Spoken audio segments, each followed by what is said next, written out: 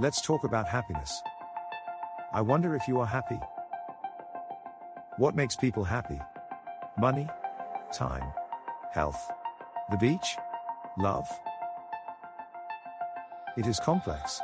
But factors include quality of a country's government and its institutions, trust in others, liberal-leaning values, and equal progressive taxation systems are also seen as factors. Trust in institutions and others, such as honesty, is also important. Happiness is linked to government support of its people, from its youth to the elderly. And yet, in many developed economies, it is the elderly that seem happier than the youth. A good discussion point. Why are the elderly seemingly happier than the youth in developed economies?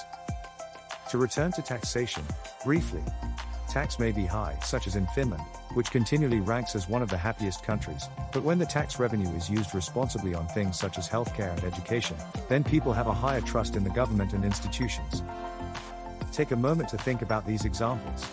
Do you think your country's fiscal policies and taxation revenue are used responsibly? And, does that influence your happiness? Where does money come into the discussion? Of course, money, up to a certain point, is necessary. How much might depend on the freedoms we think money brings and the value we place on those freedoms for ourselves and how they affect other people. Yes, countries such as Finland and Australia are rich and happy. But Singapore is the third wealthiest country in the world and at only 26th on happiness tables. Meanwhile, Japan ranks 51st on the World Happiness Report, and yet many might consider it a rich country. So, is our beliefs about money and happiness, or lack of it, linked to our trust in our governments, institutions and in others? The degree of homogeneity in a country's population is often claimed to be a factor influencing happiness. However, Australia ranks 10th on the happiness index but is a multicultural country, and Japan ranks 51st but claims to be a 95% homogeneous population, and enforces strict and discriminatory laws to maintain the homogeneity. So, another quandary. Is it the diversity in a country's population that influences the happiness of its people?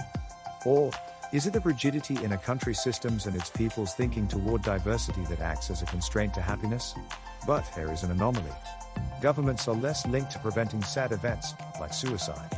For example, Finland ranks high in happiness despite having one of the highest suicide rates. Perhaps suicide is linked more to religious beliefs and negative feedback loops.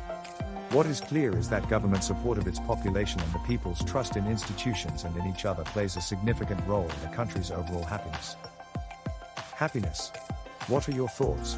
Happiness is a complex topic that involves various factors.